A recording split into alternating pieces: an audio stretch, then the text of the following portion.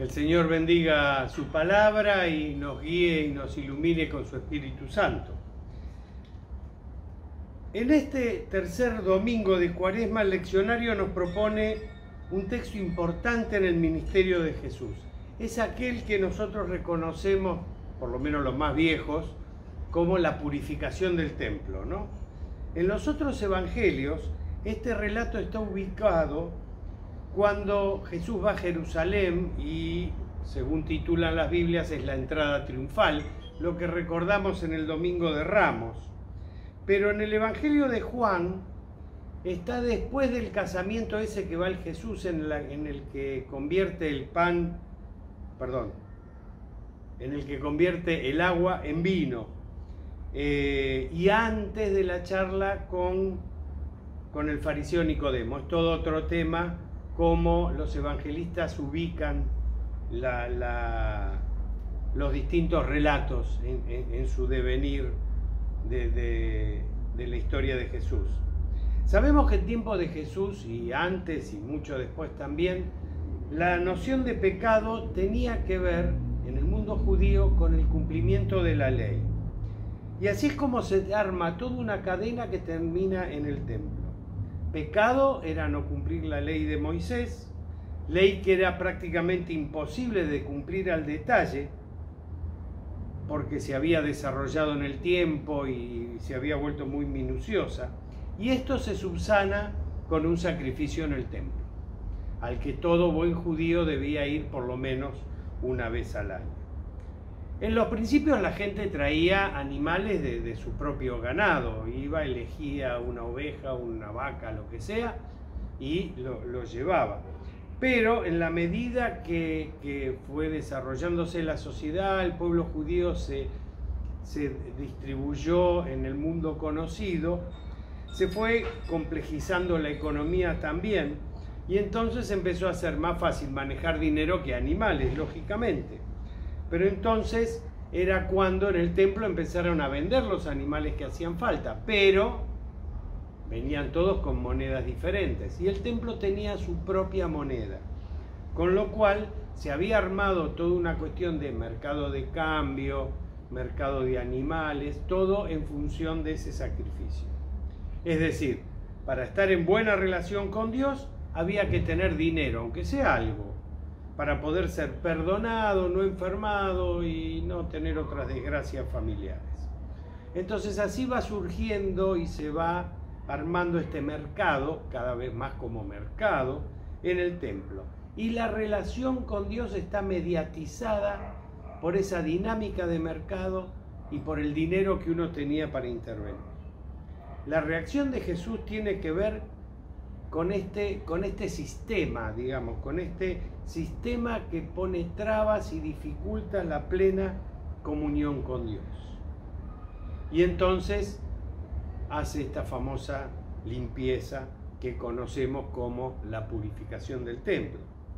Lógicamente, los judíos que administraban todo ese mercado y los sacerdotes del mismo templo discuten con Jesús. Y la primera pregunta es: ¿y vos qué autoridad tenés para hacer esto? ¿Vos quién sos para venir y armar semejante zafarrancho?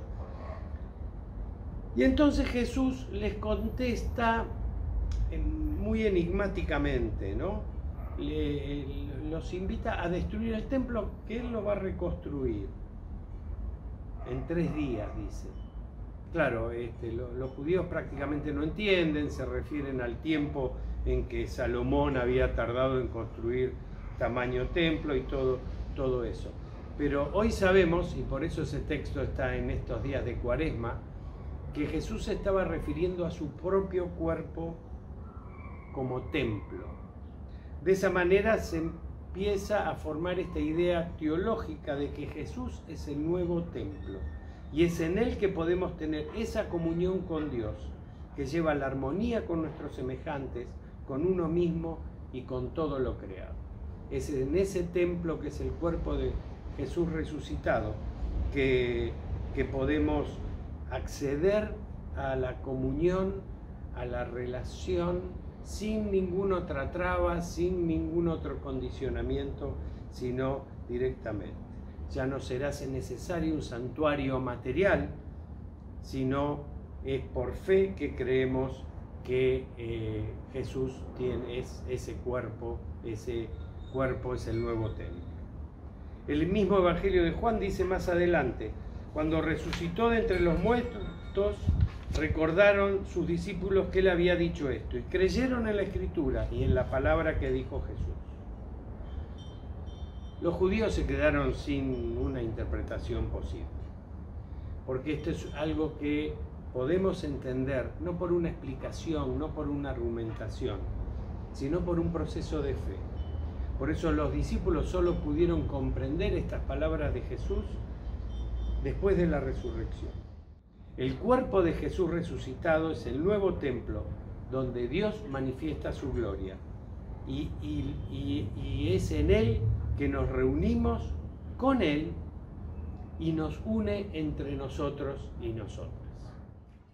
Y lo que nos ha dado es la posibilidad de el encuentro y la comunión con Dios en Jesucristo directamente, encuentro y comunión con Dios hecho posible en esa cruz, inexplicablemente, encuentro y comunión con Dios que llega a nosotros y nos trasciende a nosotros y nosotras en la misma resurrección, encuentro y comunión entre nosotros y nosotras como anticipo de ese reino de amor, de justicia, de paz, que es el reino de Dios.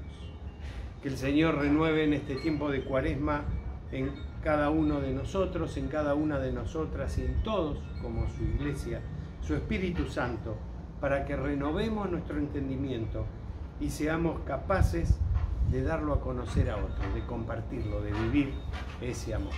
Que así sea. Amén.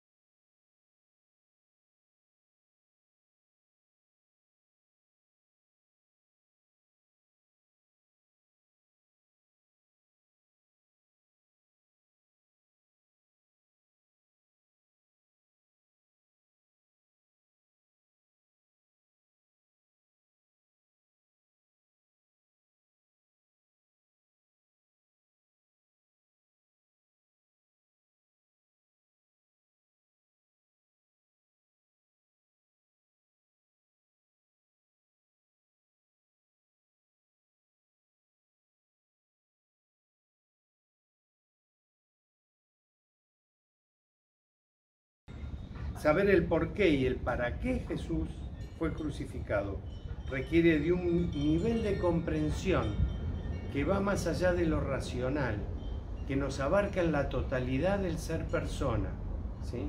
E implica necesariamente tener fe. Una fe que surge y se comprueba en la vivencia del amor de Dios, que pone en evidencia aquello que no es coherente con ese amor en nuestras vidas personales, en nuestra vida comunitaria, en nuestra vida social.